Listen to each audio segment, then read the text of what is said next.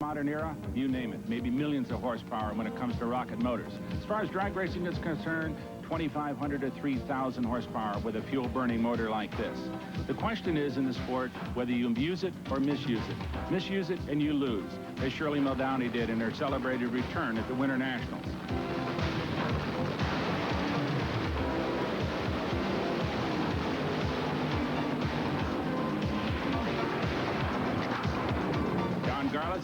Went to the Gator Nationals and became the first man to penetrate 270 miles an hour by applying the 3,500 horsepower.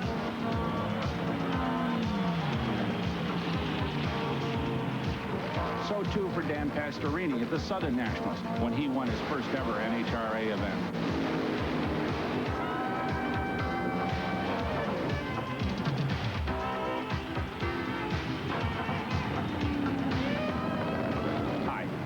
Yates, and welcome to the Spring Nationals at the National Trail Raceway outside Columbus, Ohio. Who's going to use it? Who's going to misuse it? That's the big question here. For more on that, let's go to my pal, Steve Evans. Well, Brock, so far here at Columbus, all that horsepower is best being managed by Gary Ormsby and team. Their beautiful, sleek, green and white Streamliner is the #1 qualifier at 5.45 seconds. And you'll recall that this car got off to a rather ragged start. At the Winter Nationals, its debut exploded a blower and shattered the body. Then they lost their crew chief, and things went from bad to worse. But Ormsby has really gathered things up, witnessed that low qualifying position, and a victory in the first round over Texan Eddie Hill. But there was another loss in the first round that brought a big smile to Gary Ormsby's face. And it involved this man, Big Daddy Don Garlits, the winningest top fuel driver of them all. A man who earlier, as we said, penetrated 270 miles an hour when he raced this man, Dan Pastorini, at the Gator Nationals. But they squared off here in Ohio in a totally different situation. Garlits had won the last event at the Cajun Nationals, but Pastorini had risen to the top of the Southern Nationals. However, he arrived here at Ohio after a whole set of nightmarish experiences on the road. Yep, that's a truck. Dan Pastorini's new truck. And it has been an important player in this weekend's Pastorini saga. You see, last weekend, his old truck blew up in Seattle. And the truck doctor said the only thing worth saving was the generator. What to do without a truck, and you're in Seattle, Washington? Well, he called Kenworth, and they said, Dan, we're going to do you a favor. We'll sell you an 85 for not much more than a Volkswagen. He took him up on that, met a friendly truck driver to help him drive. Now, they left Seattle on Wednesday, didn't get here until late Friday night. Saturday morning, there was no pit space left except for what you see here. Immediately, the rig got stuck in the mud. They unloaded the race car in the mud, got it in the lanes, had one shot to qualify, and pulled it off. All in all, I think it's going to be a long time before the truckers start calling Dante king of the road. Well, desperate men do desperate things. But it didn't seem as if Dan's troubles were over, because he was going to the line to face the strongest car and the greatest driver of them all, Big Daddy Don Garlits, Steve. Yeah, but you're not easily intimidated when for 13 years you had guys like Mean Joe Green trying to tear your head off. Pastorini in the four-lane got the early advantage. He was off first, both of them smoking the tires, but Garlits much more violently, and Dan Pastorini in round #1 eliminated 30-time national event winner Don Garlits. What an incredible race it was. A beautiful piece of driving by the ex-NFL quarterback who has jumped into drag racing and after a very short training period has risen almost to the top. In fact, right now, disposed of the greatest of them all. So not only was Ormsby smiling, but so was Pastorini and all the other top fuel competitors, because Garlits had gone in the first round. After what you have been through the past few days, this has got to feel very good. I'll tell you what, I got a friend of mine that helps us out in his car, Larry Enderley. He's in the oil business, and you know how the oil business is right now. Good. He says the impossible takes 15 minutes longer, and that's exactly what we've done. We've just taken the time to do things right. The guys have done a great job preparing the car, and it shows. The results are there. And you're a pressure player. You didn't even get here till yesterday morning. I like those fourth downs. 569? Not bad. Not bad. The car left real well. It shook a little bit, but everybody's having trouble with shake. We'll fix that in the clutch, and we'll be ready next time. Okay. And what a difference a few months has made for this man. His victory at the Southern Nationals has permitted him to treat Don Garlits almost as an equal. Well, Don, just not enough racetrack? I don't know. Herb said it struck the tires from where it sat. It's, I don't know. I know we talked out on the racetrack when you were selecting lanes. Maybe the other lane? who knows? I don't think there was a lot of difference in the lanes. I think it was just a combination of the car and the conditions. Well, the team that wins here today may be the most adept at their clutch. That's going to be a key element in this race. Yeah, and they shouldn't have too much power. It should be a situation where maybe the power's down a little bit. Sorry to see out so early. Okay. Well, Don Garlits takes his loss here pretty philosophically. In the old days, he'd have been a lot hotter about it, but he is an easier going man after all these years. For the most part, this facility outside Columbus, Ohio, looks like any other Major League NHRA track. But there is one variable that is different, and Steve earlier had a look at it. In this part of the country, this could be a freshly plowed field awaiting a second planting of soybeans. But it's not. It's the sand trap at the end of a rather short National Trail Raceway, and its purpose is to catch errant race cars. It's really more gravel than sand, varying in depth from about 6 inches to 3 feet.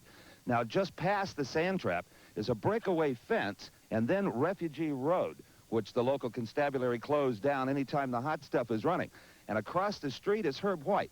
Now, he's never had a visiting race car, but he must have had a premonition, because this year he moved his garden. Good thing.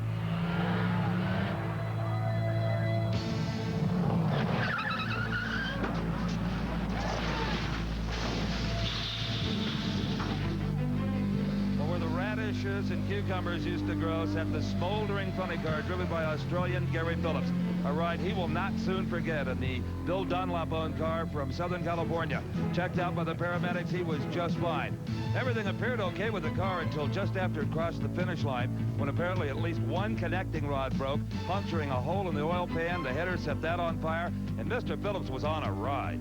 It sure was. As the fire consumed the fiberglass body, that's just a shell over that tubular chassis, and Phillips did a super job right here. He's engulfed in flame. The car is about to get sideways, very likely to roll over, but he corrects and gets the car retargeted at that soft area at the end of the racetrack and puts it right into the catch fence. That probably prevented the accident from being even more serious than it was.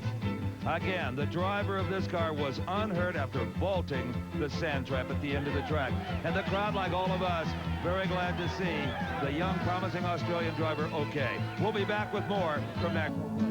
This S-shaped bridge is located about 10 miles east of Zanesville, Ohio, and it was built as early as 1830 on the old National Road or Trail, which is now US 40. This old road, mile markers were placed every mile, like this one in front of the historic Headley Inn, showing the distances from Cumberland, Maryland, which is the starting point of the National Road. Hence the name National Trail, as this track is located on that historic old route. Now that young man, Ray Stutz, Pomona, California, he knows exactly where he has to go. He doesn't need any mile markers. In fact, he can see the finish line from the cockpit a quarter of a mile away. And that sand trap and that catch fence as well, Steve, because, as you know, all these drivers are aware of the shortness of this racetrack.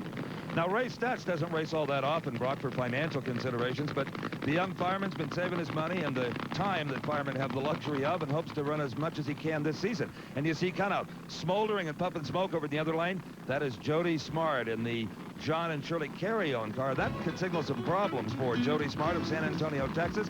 Campaigned his own cars for many years, and right now just kind of helping out, driving for John Kerry. But Ray Stutz certainly knows what it's like to run one of these machines on your own wallet. It gets mighty expensive.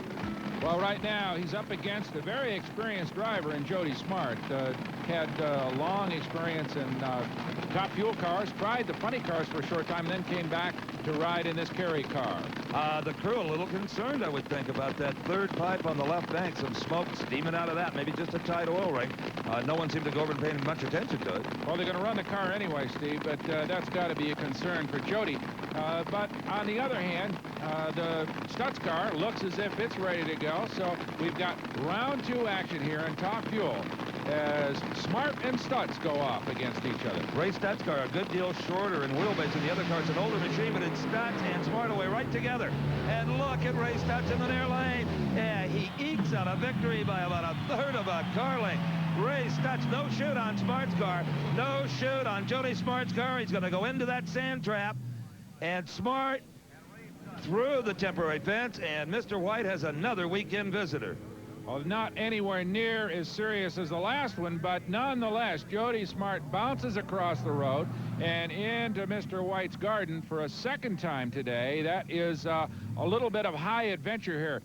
Jody Smart appears to be all right. He's climbing out of the race car. He was pretty much under control most of the way. He didn't have a fire, so that he was able to aim that car through the sand trap and into the catch fence, which slowed everything down. Nonetheless, though, it's a sad ending for Jody, because not only did he break and bend the race car a little bit, he lost the race. For Ray Stutz in round one, it was an identical elapsed time victory over Hank Idris in the other John Kerry car. Now he knocks out his teammate. So a good day for Ray Stutz against the Kerry team, 2 for 2, as we watch that very close victory, just about a half a car length. Of course, Jody goes on to experience a harrowing ride. Fortunately, a happy ending here, but that heavy, deep sand helped to slow that race car down as he drove through the catch fence, across the road, and into the front yard of Mr. White. Steve is with a fortunately uninjured Jody. Well, Jody, half a parachute is not enough to stop these things these days. No, especially not here. It's kind of a short track and downhill, and pull the second parachute, and I don't know why it didn't deploy. I never felt it hit. It was quite late, and yesterday we had a brake line break and got it into the sand, but we were going a whole lot slower, and just one of those unfortunate things. I really don't have any idea what caused it. And what goes through your mind? Keep it straight. Don't try to turn. Yes, through the years we've seen what happens to people when they try to turn, and you really get into a lot of trouble there. So you got to go right into the pit, what it's made for, and it really works great. Jody Smart obviously okay, the NHRA safety safari moving the car, and other than a little bent body work, I don't think it's hurt that bad. Well, a couple of more competitors come to the line in Top Fuel, and 2 young lions. That is Dan Pastorini. We saw what he did to Big Daddy Don Garlits earlier.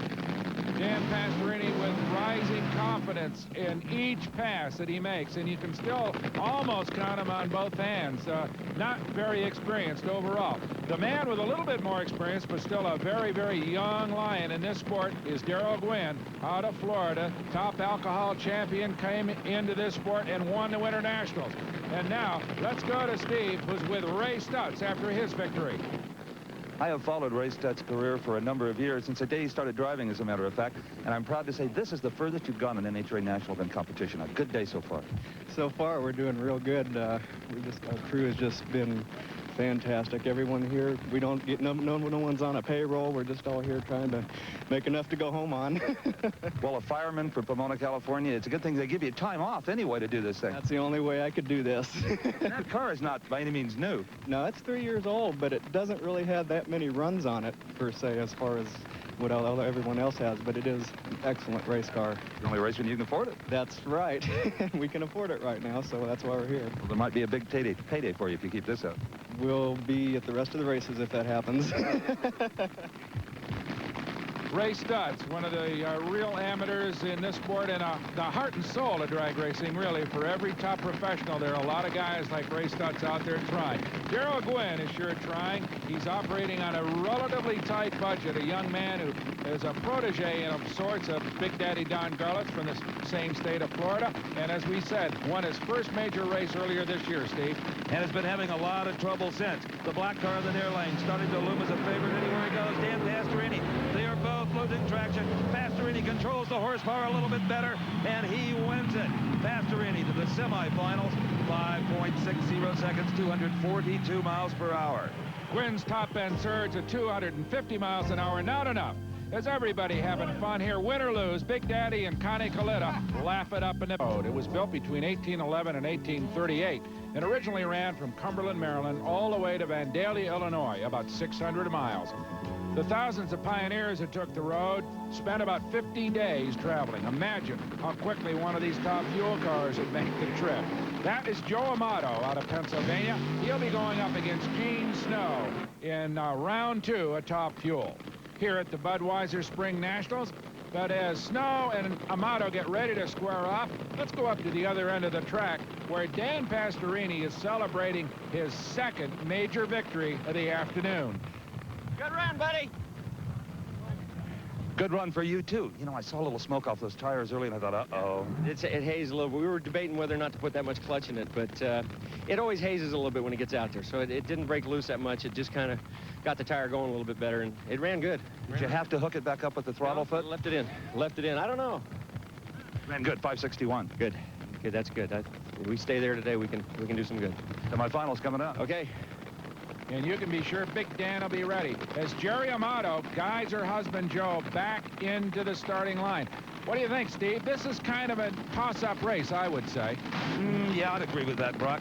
Gene Snow there from Fort Worth, Texas, driving an old car. His new one is not yet completed. He ran it in an unfinished form and lost to Pastorini in the finals at Atlanta. Decided to get all the aerodynamic tricks on it. Joe Amato, Old Porch, Pennsylvania. Even though he won the World Championship in 1984, he has never won here at the Budweiser Springnationals. Notice that he, too, now has gone to the enclosed cockpit that Big Daddy Don Garlits introduced earlier this year. More and more of the drivers are going to that kind of a cockpit. I think it cuts down on turbulence and also noise. Absolutely, and can deflect some flying parts if it has to. A great lead, identical reaction times. This is anybody's race, as you predicted, Brock. Some engine smoke and fire out of Amato's car, but it hangs on long enough to win. A 575 at only 207 miles an hour to Gene Snow's 581 at only 200. So both of them had problems near the finish line. The speeds indicate that. An interesting race overall, as we said, identical reaction times, and it looked as if it was a toss-up race. What happened to both cars at the top end, we'll find out, but it was Amato blowing his motor just before he gets to the end of the timing lights, hence the slow time. So Joe and his crew will head back to the pits and replace that engine. He's got some work cut out for him. Well, Joe, a victory will put you in the semis, but there's going to be a lot of work to do in your pit. Well, Steve, we're lucky the car nosed over about 1,000 foot. And he was right there, but the motor just had enough momentum and it made it over the finish line ahead of his. But we got the parts. We can fix the car. Now, you have a lean-out button, or a lot of drivers do. Did you use it on that? No, I didn't use it because I was ahead. Timmy said if I'm ahead, just hold it, because if you lean it, you might burn the motor up. And I was playing with our original game plan, and we stayed there. And the TRW is in the final. We're going to be there. Okay, Joe. Make that semifinals. We can always count ahead. The eternal optimist, Joe Amato, has this giant crowd here at Columbus. They're getting ready for more top fuel action, and this is one of the most impressive automobiles to show up this season, Steve. In the far lane, that is Gary Ormsby's beautiful Streamliner, and he's going against one of the great old pros, Connie Coletta. Boy, what a gritty guy Coletta is. I mean, there's just no counting this man out, no matter what happens, no matter how stiff the competition may appear to be. In this case, Ormsby, the low qualifier.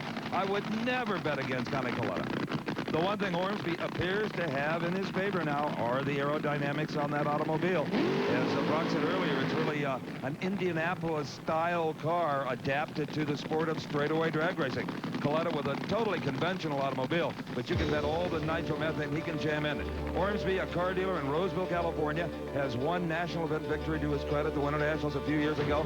Connie Coletta, he was the only man last year other than Don Garlits to win 2 national events in the season. But earlier in qualifying, watch Coletta's car in the near lane, right at the finish line, one of the most vicious blower explosions we have ever seen. At this moment, it looked like it was going to be a long, tough weekend for Connie Coletta if he was even around to race on Sunday. And Steve, that explosion is eloquent testimony to why these rear-engine cars work so well versus the old front-engine ones where you get all that flame right in your face. Connie Coletta staring where the blower used to be. But that wasn't enough to make Coletta quit. No, thank you. Here he is in the near lane. He's already survived round number 1, where he defeated Chris Karamessinis. Now, a big asset for the Gary Ormsby team is that man, Bob Brandt, who wrenched Don the Snakebird Dome to 4 World Funny Car titles. Earlier, I asked Bob about the difference between top fuelers and funny cars from his standpoint. Bob, besides not hitting your head on the body all the time, what are the differences between wrenching a top fuel dragster and a funny car? Well, Steve, the main thing I find is the car with the chassis being long allows you to put more horsepower to the ground. You don't have to fool so much with the distribution of the weight, and it seems like a little more fun. You know, the gear ratios and the clutch seem to be more, they respond. And a little more forgiving, maybe? Yeah, definitely more forgiving, you know, a lot more forgiving. The funny car was a handful. So what about internally in the engine? It's basically the same motor. Compression and so forth? Everything, right down to the T. Pete Jackson helping us on the fuel system now, and what Snakes taught me down to the ears. Can't go wrong. Okay, we're ready to go. We'll see if Bob's science works out in this particular instance where Gary Ormsby, his man, goes against the veteran Connie Coletta in the Coletta Flying Service Top Fuel car. All right, both drivers checking their oil pressure, making sure that it's way up there. These things pack a lot of oil pressure, almost 100 pounds. And it's kind of going off first. Hornsby loses a little bit of traction, maybe too much power. Oh, what a close one. Connie Coletta has knocked out the low qualifier. After all of his problems in qualifying with that horrendous blower explosion, Coletta now goes to the semifinals at 570, 243 miles per hour.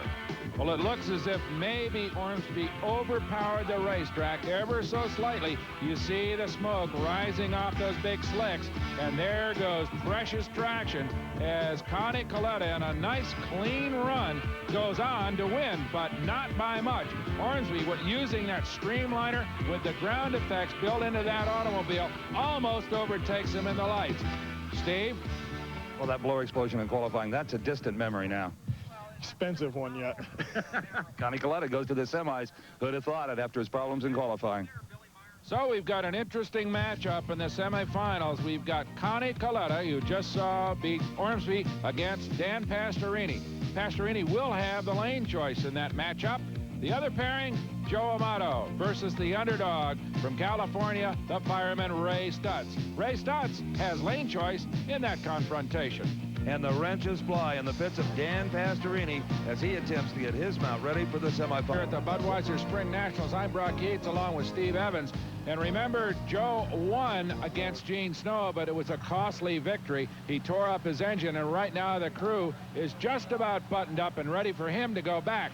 But before that, it's Funny Car round 2, Steve, with Billy Meyer and Mark Oswald. This is going to be a good one. You bet. Billy Meyer will be in the near lane, and that is the Mustang-powered automobile. He was runner-up here a year ago to Kenny Bernstein and runner-up at the last event this season, the Cajun Nationals. Now, his opponent here in round 2 action of Funny Car will be the beautiful red car, Candies and Hughes machine from Houma, Louisiana, driven by Mark Oswald. Whoa, and what a burnout from Oswald. He looks forward to this race every year. It's kind of a homecoming. A native of Ohio, went to high school in Cincinnati. His wife, Janie, also from Ohio. So even though now he spends most of his time down in Louisiana, he looks forward to coming back to what was his home track when he raced his own cars.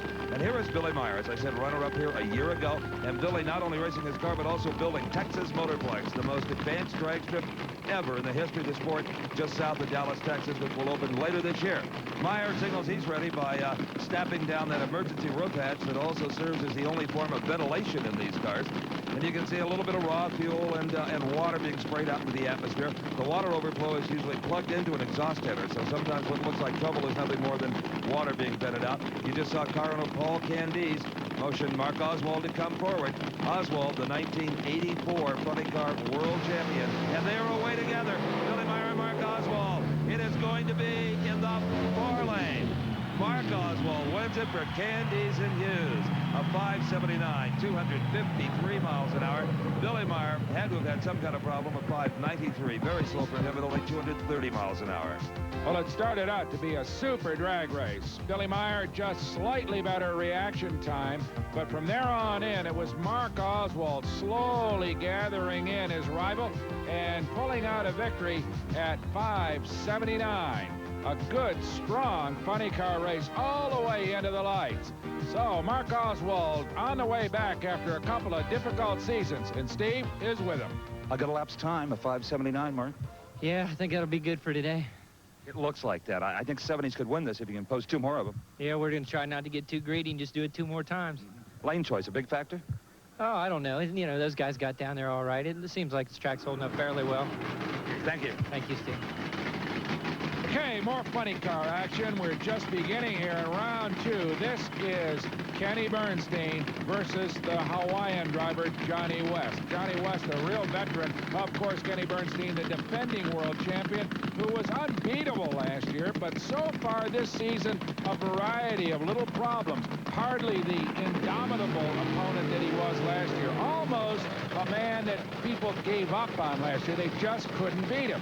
But this season, Steve, a wholly different story. And that has been unpredictable mechanical problems, the kind of things you just can't do anything about. The body is latched down on the Hawaiian car, by-car owner Roland Leon. Johnny West, he has had an interesting drag racing past. He's driven his own top fuel drags, his in funny cars, sometimes on the same day. He's been upside down, on fire, over the guardrail, out to the middle of the Phoenix Desert. Everything that can happen to you in a car has happened to Johnny West. And Roland Leon hired that kind of experience. Nothing is going to rattle this guy. The only thing that might rattle Johnny, Steve, is the fact that Roland will replace him if he doesn't do well. Roland moves him in and out if they don't accomplish what he wants. So Johnny West, a poised professional with lots of experience, going up against the king, Kenny Bernstein, the man who leads the technology parade in funny cars. When you're looking for the latest in aerodynamics, all you have to do is stop by the pit of world funny car champion Kenny Bernstein. Now, here is Dale Armstrong's newest device that he's learned through all the wind tunnel testing. These are called vortex generators. Now, what happens here, as the air flows over and between these generators, it causes the air to swirl. And swirling air will follow a contour better than smooth air. So they'll get more downforce off of the rear deck and the rear spoiler. But even with all this continuing technology, Kenny has still struggled a bit this year. And we talked about that earlier. Kenny, after the tremendous success you enjoyed last season, what's the frustration level like right now, going into the 5th race without a victory? Well, it's obviously you put a lot of pressure on yourself. Last year was let's call it a freak year. And to win that many races with a Budweiser King was a great accomplishment to our crew and the whole organization and concept of this thing. But it's something that we knew wasn't going to continue. I've always told everybody last year, what goes up comes down, and you have to be prepared for that. But it is hard. It's not easy. When you get used to having good success, you want it to keep going. You don't want it to end, so it's tough. Is there a temptation among the crew maybe to press a little too hard? I don't really think so. Well, most of the time, I would say yes, if the car wasn't running well and having its problems. But it is running well. It's running fast. It's qualified 1 or 2 at every event. It's been right there, but we've had a lot of breakage. And when you have breakage, that's no one's fault. That's not a mechanical failure or a driver failure. So you can live with that a little bit. At least you know the car's capable. Now, if the car wasn't running well and we were braking, they would be a handful. At what point do you feel you've got to get in that winner's circle to defend the world title? Well, I think you've got to get in it right now this weekend at Columbus, Ohio, immediately. The race for the Winston Championship is very tight, as you know. 7 cars within 600 points. It doesn't take much to make up a lot of room. Luckily, no one's run away with it yet, so we're still in good shape. We just need to make a move. Let's hope it all works today. I hope so. Well, you can be sure it's Kenny Bernstein and his man, Dale Armstrong, one of the finest crew chiefs in the history of funny car racing. They'll be doing their best. But right now, their total concentration is on their opponent, Johnny West, who is a formidable man in any drag race, Steve. Both drivers using that handbrake to inch those 1,900-pound cars forward. No one wants to get too deep in the beam. You want the maximum run out you can get on that Christmas tree. They are staged and ready. There's the green light. They leave just about together. A bit of an advantage for Bernstein, actually. And does he ever lengthen it out at the other end? Johnny West was really never even in that one. Bernstein with 500's advantage off the mark and a nice 567 to win it. So Bernstein will move on as we watch Big Daddy Don Garlits in the trailer of Connie Coletta working on Connie's Nationals at National Trail Raceway near Columbus, Ohio. I'm Steve Evans along with Brock Yates, and that is John Force, a Chevrolet Cavalier-bodied funny car. And Force, as we've said probably too often, has never won an NHRA national event, even though he's been in the finals 6 or 7 times. And he's up against a fella who just recently made the transition from the liquid quarter mile to the blacktop. The Nitro Bandit car, Hesperia, California, Brad Tuttle. He was one of the best drag boat racers on the West Coast, Brock. Going to be an interesting transition. Those boats so unstable and so squirrely. These funny cars, not a whole lot more stable with their short wheelbases, but probably overall, at least they got roll cages and body work on them, and the guys are a whole lot safer. So Brad Tuttle may be a little more comfortable in this machine than he was in those wild and woolly drag boats. So, as Tuttle and John Force get ready to go, let's go to Steve Evans with Kenny Bernstein. Well, Mark Oswald and I were just talking that 570s would probably be enough to win the Spring Nationals, and all of a sudden, Kenny, you come up with a 567. Well, that's close to the 70s. We felt the same way, and it can go over the top a little bit either way, but Dale and the crew really have got it now, I think, on board here to make it stay in that range, and it was good. It shook pretty hard, but it was a nice run. Okay, thanks. Appreciate it. Kenny Bernstein heading back to the pits along with that ace crew of his, led by Dale Armstrong. You can be sure that they will be factors as the day progresses. Hopefully, though, it'll be John Force's day. He, as we said, has never won a big one, and he's awful tired of hearing it, I'm sure. Brad Tuttle, he's never won a big one either, but he's only been in it for a year. So he's got a big future ahead of him. So Brad Tuttle will be in the near lane. Both cars out of California. Tuttle anticipating a full-time professional career. John Force, even though he's never won that big championship, certainly runs well enough to attract the kind of corporate backing that it takes. So Force in the far lane, Tuttle in the near lane. In drag boat racing, they use kind of a rolling start where they have some momentum. But not so in funny car racing. Brad Tuttle has red-lined it. He over-anticipated the light. He may get to the finish line first, but ignore that. The winner will be in the far lane. John Force will go to the semifinals with a just okay 5:95 elapsed time at 229 miles an hour. I doubt that that'll be good enough to give him lane choice. Well, I would imagine that John will take it any way he can get it right now. Each win is important in a contest like this, and it came fairly easily. In fact, right now, when Brad Tuttle lights that red light and puts him out of the event. John Force onto the semis. John, I've heard you say a lot of times, all you need is a little luck. Well, you just got some with that red light. Well, we had a little luck, and the car did fall off a little bit. But you're right, and I've heard you say this a lot of times. So we're going to go back and we'll shoot it again. And if this thing don't win me a drag race, I'm going to start punching holes in this race car. Well, Bernstein running those 567s, you may have to gamble on tuning it up a bit. We, is that who we're racing, Bern? I believe you're racing Candies, but he's sure setting the pace. Well, then that gives me another round, but these old tracks, you know, jump up and bite you. We were low qualifier at Baton Rouge, and it bit us there, so I think we'll be okay. Thank you, John. John Force back to the pits. Now we've got another pair. Tom McEwen, the mongoose, the old veteran, versus Paul Smith. And I'll tell you what, Steve, if you could win a race on pure enthusiasm and desire, Smith would be undefeated. Oh, absolutely. He has had every bad thing that can happen to a race car driver in the sport of drag racing happen to him. We've seen him upside down in the woods, on fire, and the next week, the next national event, this guy is back. He is unstoppable. Now driving for a very good team out of New York, Fred Castronova's operation. Well, there's Tom the Mongoose McEwen, who is on a win streak of 1. It was just a short time ago at the Cajun Nationals as we see a replay of the final round between Tom McEwen and Billy Meyer. McEwen in the near lane looking for his 3rd ever national event victory in some 30 years of racing. Meyer loses traction, gets off the pedal, and Tom McEwen wins the Cajun Nationals. Now he hopefully brings that momentum into the Budweiser Spring Nationals. Well, he's going to go up against a man who won't back down an inch, I'll guarantee you that. Paul Smith in the near lane as we see Tom McEwen back in to get ready to get staged on what could be a wild and woolly drag race, especially on a short racetrack like here. A good deal of McEwen's success lately has to go to his new crew chief, Bill Schultz. I don't see Schultz out there, which is not uncommon. He never even goes down to the other end of the track to pick up McEwen. McEwen likes to joke that Schultz takes a limo back to the trailer. That may not be all lies. Here's a guy who's never even ridden in a limo in his life, Paul Smith. And it's a good start for both drivers. Paul Smith hazing the tires. This is going to be all Tom McEwen.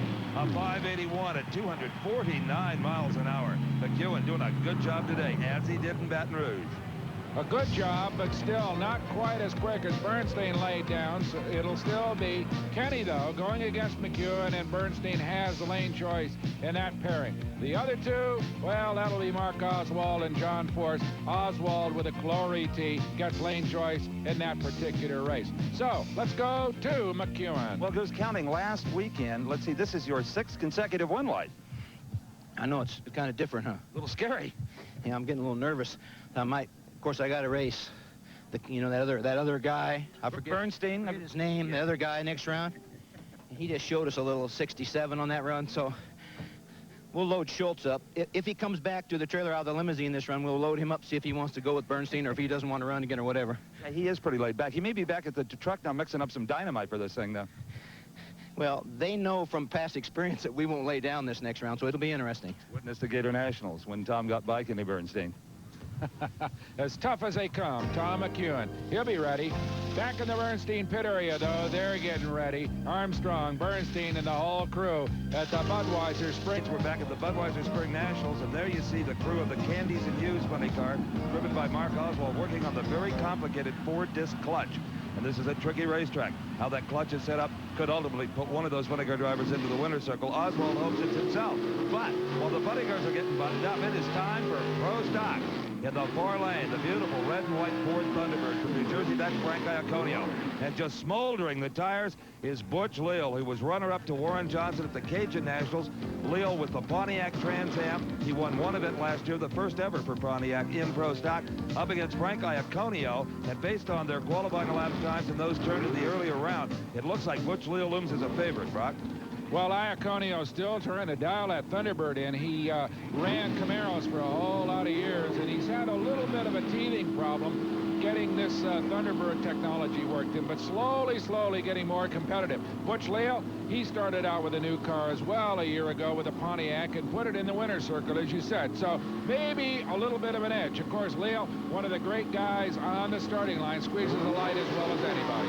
Iaconio was off the mark first. Iaconio kind of rushed up in stage. That might have rattled Leal a little bit, but given Iaconio some kind of a psychological advantage, but he certainly did not have a horsepower advantage. It is Butch Leal all the way at 767, 186. Maybe Leal has tempered his reactions a little bit, Brock. It's red lighting the last event away in the final. Let's look again. The car in the far lane will leave first noticeably, and traditional Pro Stock style, wheels in the air, 4-speed transmission levers just slamming inside those cars. The fans love the factory hot rods.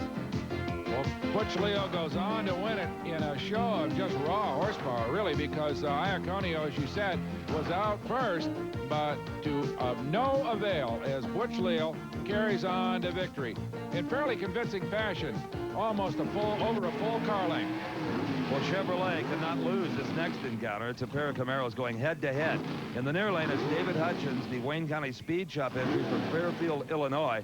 And on the opposite side will be Jerry Ekman. Ekman from Ventura, California. There's Jerry. He's gone as far as the semifinals. Has never won a big national event, drives for car owner Bill Orndorff.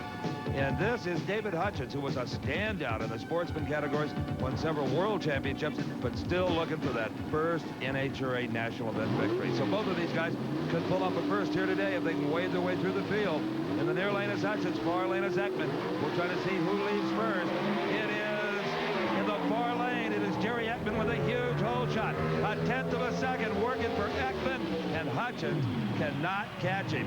Ekman runs the slower laps time at 7:69 to Hutchins 7:66, but some alert driving will put him into the semifinals. That's what he gets paid to do.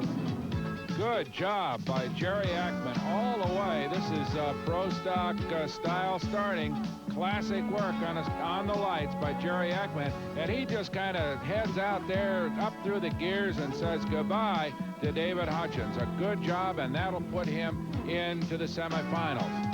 Anytime you can advance to the semifinals in the exceedingly competitive Pro Stock ranks in NHRA national competition is a mighty big accomplishment unto itself.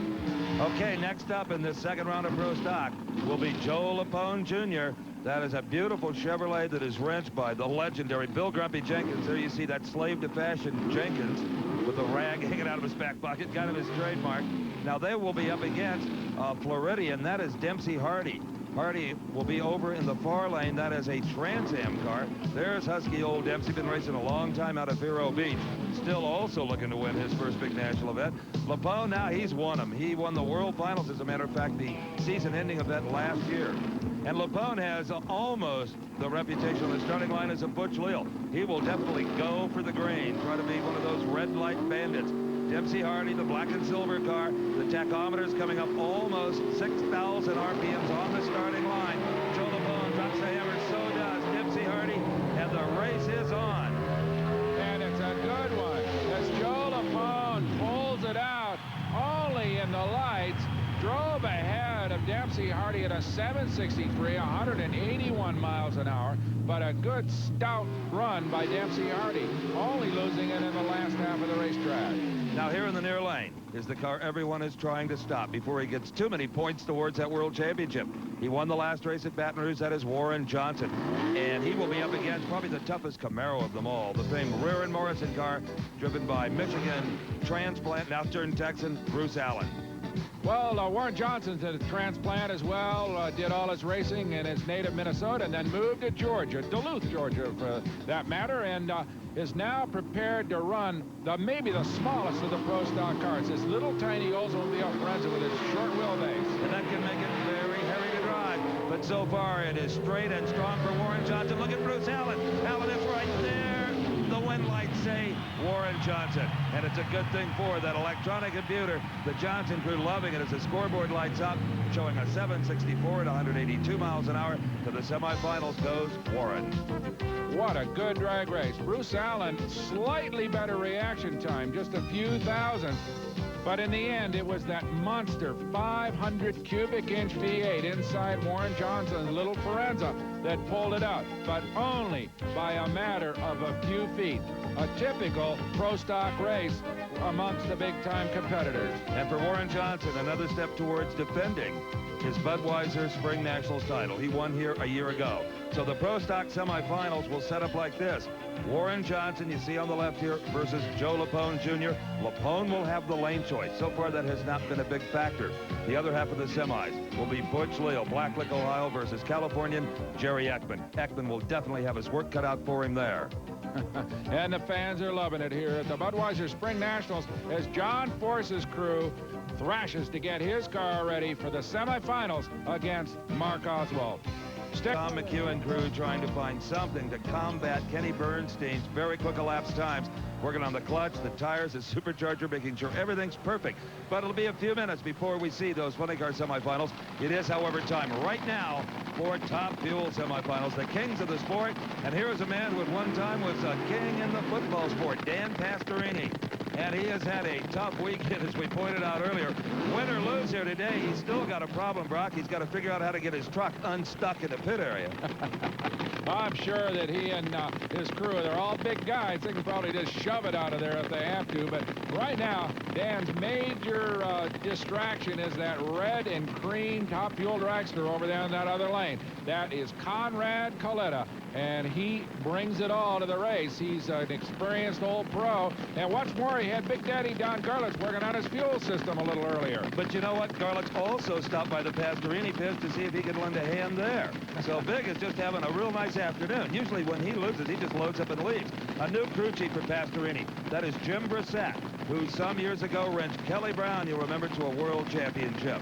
And helping his dad out on the starting line is young Scott Coletta. He was entered in funny car competition but got knocked out early by Mark Oswald. But if your name is Coletta, you're not through working until Dad either wins the race or loses somewhere along the line. There you see the solid front wheels of Connie Coletta creeping into the electronic beams.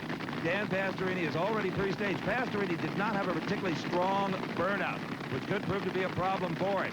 So in they inch. We'll find out in a matter of seconds. We've got to start. And Pastorini is up in smoke right away. He is out of it. Connie Coletta onto an easy, undisputed victory. Scott Coletta cheers his father on. A 561, 253 miles an hour. For Dan Pastorini, it's over. A long, arduous weekend, and it ends like this. Pretty good start for both men, but right away, Dan Pastorini overpowers the racetrack. Those big slicks up in smoke, and it's an undisputed victory for the veteran Connie Coletta, who goes on now into the Budweiser Spring National Finals. He did everything right up there. He looked like he might have had a poor burnout, and he smoked the tires. Well, I saw that, we stepped on the throttle, and I saw it front end move on back on the thing, so it was working. And the blower's still on it. There's no oil running out of it. It looks perfect. Wait a little extra round. We'll see what it is. It's a motto and what you call it in it. Huh? Yeah. Who would you rather race in the final, Stutz or Amato? I love to race Joe. Tim Richards is a good old man. I just love to beat him. We'll look forward to it if it happens. Okay, thank you. Let's go back to the starting line. Well, we're going to find out right away if it's going to be Joe Amato or the decided underdog, the fireman from California, Ray Stutz. Now, if they're going to get lane choice, one or the other has to beat that 561 of Coletta's. Right now, that is low ET of the elimination. So the work is cut out for Joe Amato, not only to beat Ray Stutz, but he's got to get underneath that 561 of Connie's. Tim Richards, you can be sure, has worked all the horsepower into that automobile that he possibly can. He's not discounting, I'm sure, the potential of Ray Stutz, who, while he doesn't have anywhere near as much racing experience as Amato, is definitely a man to be contended with here. The crowd, everybody in their seats waiting for this semifinal round at Top Fuel.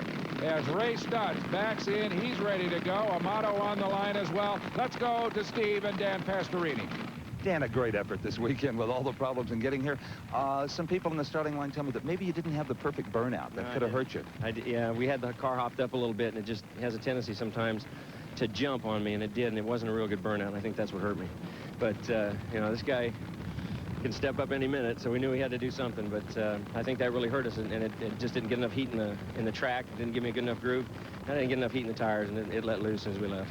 Okay, thanks, Dan. Okay, thank you.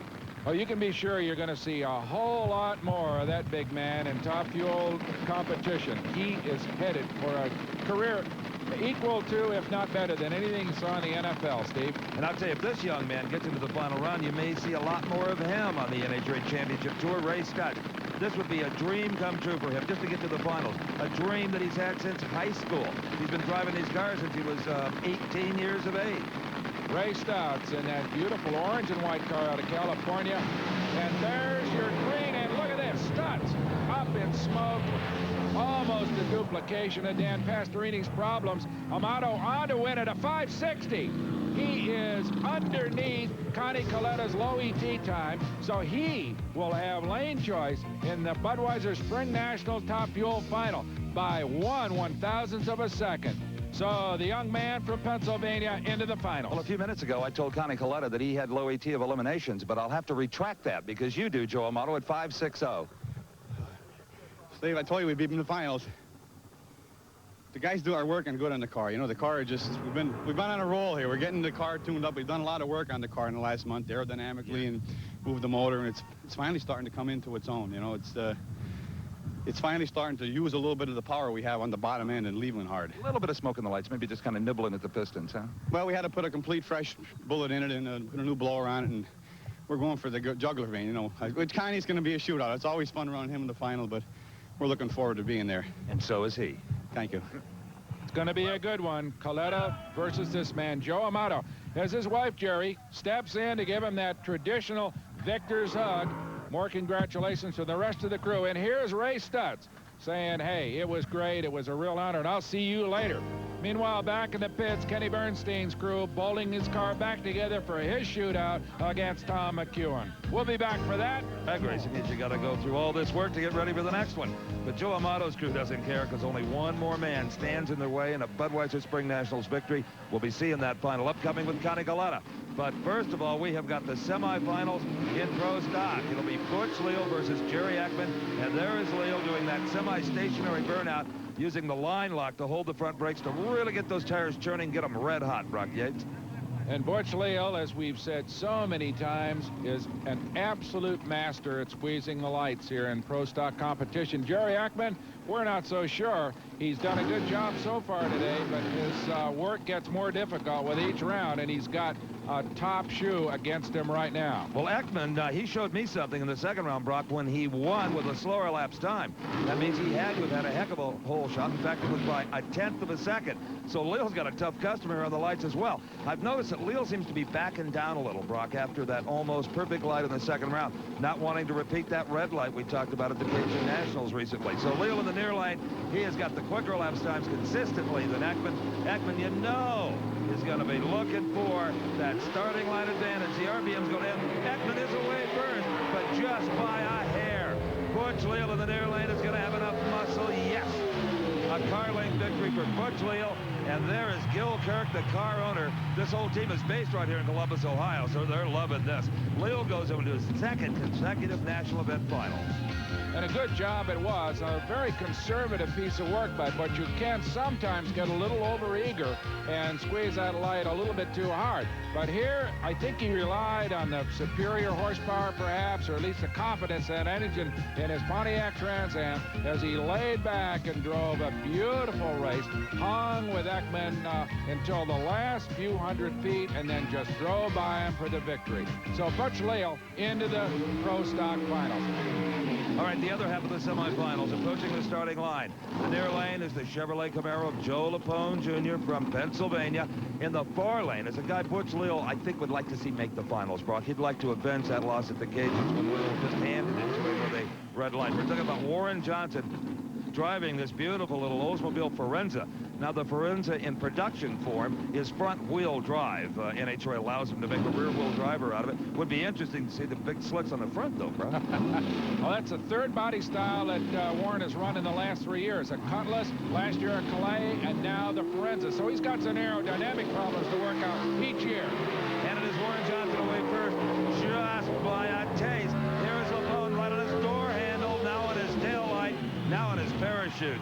Warren Johnson and Butch Leal for the second consecutive race will be the Pro Stock finalists. Very nice 761 at 183 miles an hour will give Warren Johnson lane choice. By 2 1,000ths of a second, but that's enough. So Warren Johnson in command most of the way. Joe Lapone not backing down an inch, but not quite enough to get him that victory and to get him into the final. So Joe and Grumpy back to Pennsylvania, but a good show all the way as Warren Johnson heads into the finals. And now let's go to the man he'll face. Well, that just cost Butch Leal lane choice. How important is that, Butch? Well, the right lane is about 200 to 300 slower, so we'll just have to drive harder this last round. See you then. Well, if anybody can drive harder, it's Butch Leal as he goes against Warren Johnson, a rematch of the Cajun Nationals. Johnson with a lane choice. And Steve is with the man who has that lane choice, Warren Johnson. Well, just like the Cajun Nationals, the last race on the circuit, the Pro Stock final, will be Butch Leal and this man, Warren Johnson. A 761 is good enough for lane choice. It felt like a pretty decent run up until third gear, shook just a little bit, but all in all, I was happy with the run. You and Butch have had quite a few battles lately. Is any personal rivalry there? No, not with me. All I want to do is win the World Championship. I don't care what the hell he does. Well, he red-lighted against you the last time you two met the final. Yeah, I hope he repeats. Warren Johnson does not give an inch. He isn't looking for any good race. He just wants to win it any way he can. Probably the same thing going through John Force's mind, Steve. One of the most frustrated of the really top drivers in funny car competition, a man who's tried so hard and yet never quite won it all. That's right. He's been in 6 finals, has not won one. His competition here has won a total of 6 funny car championships. That, of course, is Mark Oswald, but he has not been in the winner's circle since August of 1984 when he won the North Star Nationals up in Brainerd, Minnesota. So Mark Oswald has to be feeling a little like John. It's been so long he can't remember being there.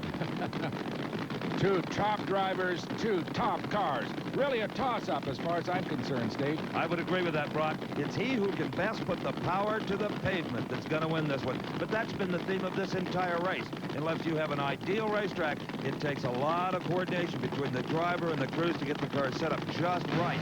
They leave right together, no advantage for either driver. But with the early muscle, it is Mark Oswald in the far lane. Oswald hangs on to it, a happy car owner, Paul Candice. A very nice 576, not quite matching Bernstein's numbers, but close, at a good speed of 255 miles per hour. Oh, here we go again. Good reaction time on the part of both drivers, but it appears to be just a combination of horsepower and traction. A classic drive for the young man from Cincinnati and Houma, Louisiana, who carries it home and drives into the finals. He'll face either Bernstein or McEwen. Well, for Mark Oswald, the Candies and Hughes team, another strong mid-570s elapsed time. Just what you wanted to do. Yeah, I hope it's going to be good enough. We have to see what Bernstein does here. Whoever wins this race here, how they run will determine what we do. It'll determine what lane you're going to be in, too. Exactly. A lot of drivers are complaining a little bit of shake and blurred vision. How about your car? That was the first time it shook, and it wasn't really that bad, you know. How bad does it blow your vision, though, when it gets into that condition? Oh, you can't even see where you're going. You know, the only thing you can do is let off the throttle if it does it too long. Just driving on instinct. Yeah, that's basically what you have to do. Okay, let's go back to the starting line and see who Mark Oswald will race in the final round. It's either going to be Tom McEwen or Kenny Bernstein. Well, we'll find out in a matter of seconds as the Ford tempo-bodied funny car of Kenny Bernstein does its burnout, as Tom McEwen, already complete as his, he's ready to go as well. These two had a race in the semifinals at the Gator Nationals earlier this year, Brock, and neither driver knew who won when they got out of the cars. That's how close it was. It was McEwen, as Bernstein well remembers. And as Kenny told us earlier today, he feels at this race, the Budweiser Spring Nationals, he's got to get going if he's to defend that world title. Well, he's had kind of a spotty season after last year, which was almost perfect. He had just a literally unbeatable season. Whenever he lost, it was really a fluke. But this year, it's been a whole lot harder for Kenny. And he is the current record holder as far as elapsed times are concerned, and that's what wins drag races. Bernstein in the far lane. Tom McEwen, he signals that he's ready by moving up towards the starting line. Neither driver wanting to get in there until they see the other is ready. Dale Armstrong, final quick adjustments, taking a check at the parachute, turning on the onboard computer, which has been such a big part of the Bernstein story the last few seasons. They're both staged, and it's a good start, but it's Bernstein out first, driving away from the Mongoose to a clear-cut victory. A good, strong run for Kenny Bernstein, a 572. Remember, Mark Oswald ran a 576. That will give Kenny Bernstein the lane choice in the funny car final against Mark Oswald. This will be interesting. In the meantime, Butch Leal and his crew changing rear slicks. Now, these are probably not new tires. They're perfectly cured tires ready for this racetrack. And now, let's go to Kenny. Well, you couldn't ask any more out of a race car or a driver than that performance by Kenny Bernstein, a 572. Kenny, we'll give you lane choice. Well, that's good. It shook real hard and knocked the tire loose again, but that's the same thing it's been doing all day in the right lane. But consistency, as you know, is what wins these things. And Dale and the guys have just done super today and kept it in that area. I hope I didn't hold McEwen up a little. We went through a little different procedure up there than normal, but I hope not. I don't think you did. Sure. Congratulations, going into the finals. Thank you. About time. So it's been a wait for Kenny Bernstein, but he's in the finals as the Budweiser Spring Nationals begins to reach the serious. Finalist Joe Amato, I'd be a little concerned that Big Daddy Don Garlitz is in my adversary's pit area, advising him on his choice of tires for the final round. I'm Steve Evans along with Brock Yates, and that's all we have left, our final rounds in Pro Stock, Funny Car, and Top Fuel. First on the pad, Pro Stock. A repeat of the Cajun Nationals, as we've said, Butch Leal, the Pontiac Trans Am, up against Warren Johnson, the Oldsmobile Forenza in the far lane. And remember now, these two guys, this is a second face-off for them in the last couple of major events. And at the Cajun Nationals, remember this, Johnson versus Leal, and it ended right there.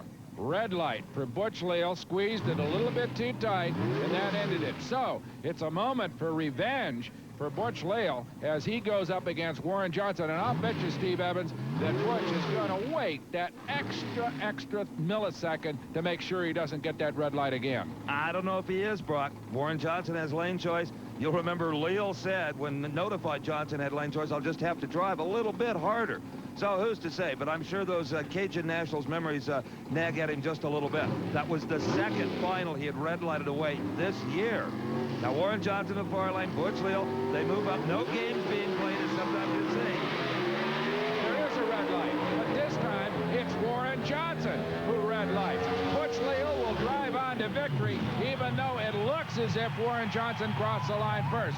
But it's this man, Butch Leal, winning the Budweiser Spring Nationals with a revenge and a flip-flop of the results at the Cajun Nationals where he red lighted. This time, it's his adversary, Warren Johnson. Let's have another look. There you go. The Christmas tree comes down. You see the red light with the gray and black Forenza, the loser this time. So, Butch Leal into victory circle here at Columbus, Ohio. Well, here is one happy driver, Butch Leal. A little role reversal. He red lighted this time. Well, we're pretty good competitors, you know, and this, Steve, I don't know hardly what to say. He returned the favor, I would say, and it's about time we got in the winner's circle for everybody. We're here at hometown, and this Castro Nationwide car did it, and I'd all the guys at the shop deserve all the credit. I'm just in here driving, that's all. Did you go to the starting line with a little different attitude than a week ago, saying, don't do it again, Butch? No, what I did last week is the lane choice was a little different down there. Here they were pretty equal. And what I did is I gambled last week. I went 1, 2, 3, and let the clutch out, and I rolled snake eyes. Well, today I said, I'm not going to do it anymore. I can't get by with it. Well, I've got some more good news for you. You also ran quicker than he did. Oh, great. He must have shook the tires, I don't know, but it was a great race. Butch Leal, his second NHRA Pro Stock Championship. Won at Atlanta last year, and now the Spring Nationals. And the first congratulations come from his teammate, Larry Morgan, who drives a Pontiac Fiero for the Castrol GTX Nationwide team. Okay, that's 1 down and 2 to go as far as finals are concerned. It's time now to make some serious noise and smoke. The people down in the starting line area will literally feel the ground, the asphalt vibrate when the funny cars accomplish their burnouts, as Kenny Bernstein is doing right now. It will be Kenny Bernstein, now of Newport Beach, California, up against the car firing up there of Candies and Hughes. Leonard Hughes in the sunglasses. He says everything's okay. Put the body down over my man, Mark Oswald, who is going for his hoped-for first victory in a couple of years after a long dry spell. The former world champion in funny cars, but a man who has really had some hard luck the last couple of seasons. So it's a showdown between the reigning world champion, Kenny Bernstein, and a former world champion, Mark Oswald, in 2 absolutely first-class automobiles. Well, just advancing to this point has really helped Kenny Bernstein as far as world championship points concerned. Look at how intent Dale Armstrong was there. He was watching that rear tire, watching very carefully, especially the lettering on the tire that helps him tell if it's spinning on that dry burnout. Hopefully they've set their clutches up exactly the way they want them. There's no chance now. Everything is complete. All the adjustments, the blower pressures, the tire pressures, the clutch pressures, all set. So right now it's up to the 2 men in those cockpits, Bernstein and Oswald, to carry out the best wishes of their crews. Butch Leal has already put 1 Pontiac in the winner's circle. Mark Oswald has a chance to do likewise with this Pontiac replica body, a beautiful aerodynamic shape draped over that chrome moly chassis. Well, this race is at hand. The crews have done all they can. It's up to these 2 drivers now. Bernstein hungry for those points, hungry for his first victory of the year. Oswald hasn't won since August of '84. 2 very evenly matched race cars, pre-staged, neither driver in any hurry. Bernstein settles into the base. We have got a beautiful start. It is Bernstein out first. Kenny Bernstein by 2/100 of a second. Who won it? The win light says, and Paul Candy says, Mark Oswald has defeated Kenny Bernstein in a real squeaker of a race. They ran 400s quicker than Bernstein at 5:76. He had a 200s advantage, so it was almost a dead heat, Brock. It was indeed. It was one of the closest funny car finals we've seen in a long time. An almost even start, just a little bit of an edge to Kenny Bernstein, but it quickly disappeared.